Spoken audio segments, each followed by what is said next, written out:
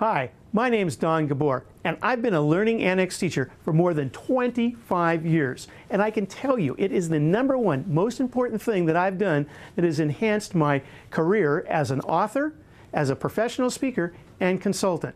And if you teach a class for the Learning Annex, maybe the same will happen for you.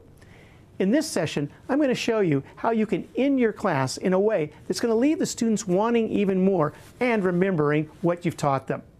Now, in the training tradition, we have tell them what you're going to tell them, which is the introduction, tell them, which is the content of your class, all the nuts and bolts, and the summary, which is tell them what you've told them.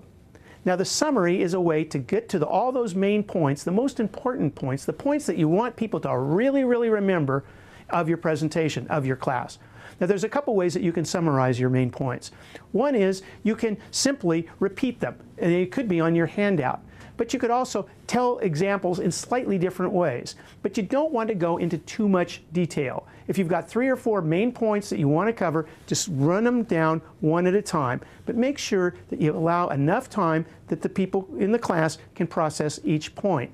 You can also summarize and give more information by posing a couple different types of questions. What if questions? Let's say you are opening up daycare center, and some of the issues involved in opening a daycare center have to do with food safety. Of course, that's really important when you've got people and kids around. So one question might be, how would you handle this situation? And then make up a situation that would be typical. This is a way to help you assess, did the students really learn the information that you were teaching? Another way to summarize information is to give additional examples. Expand on some of the examples that you've provided. So, for example, in my conversation class, when I talk about the most important point about remembering names is to listen for the name, I might say, what are 3 reasons why it's important to repeat the name? So I'm going to ask some real content-oriented questions to see if people remember what I taught them. Now, another way to develop your class as a closing, to close and give finality to your class, is to offer a short question and answer period. You want to leave anywhere, depending on your class and depending on the size of your class, maybe somewhere around 10 minutes or so. Now, the way you can do that is there's certain techniques to it we'll get to in another session, but the opportunity for students to open up with an idea or a question that you may not have covered gives you an opportunity to expand your class. So the next time you teach it, you can incorporate some of the questions that you got in your Q&A period into your next class. It's a great way to build more material for your subject area and expand it, which is exactly what I did with my How to Start a Conversation class, which turned into an audio program and a best-selling book and other books as well. So there's a great amount of value in the Q&A period. In your closing of your class, you want to give what's called a call to action. Now, a call to action is getting the students to actually do something.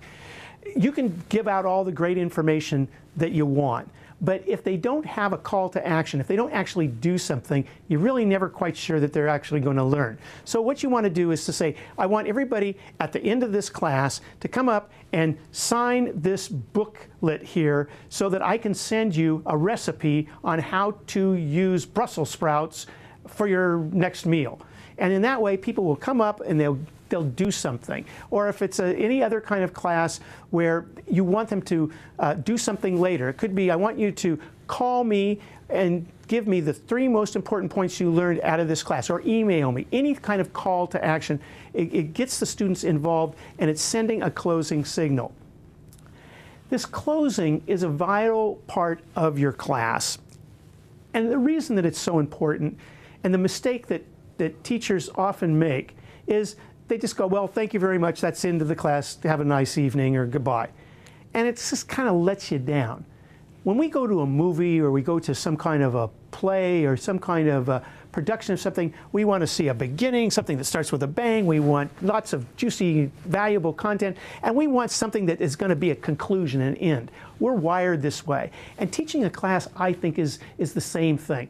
So to give finality and give your class the shape of a beginning, middle, and end, close your class with a short, but poignant, either a story, maybe a quote from a famous person, or from somebody who's in the field that you're talking about, or even a little poem that kind of capsulizes the key or main points that you were really delivering.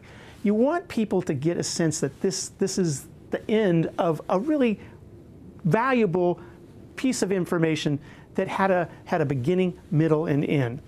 Finally, always thank the students for their time and their attention. You want to end on an upbeat, keeping their enthusiasm high right on through to the end of the class. This is how you're going to get a conclusion and an appreciative audience that's going to applaud, hopefully want more from you in some other different fashions in terms of more information, and go and tell other people about your class. So start your class with a bang, end it with even a greater conclusion, and people will walk away from your class thinking, this teacher is great, and the Learning Annex classes are terrific, and I'm going to tell all my friends about it. So that's it for now. I'll see you next time.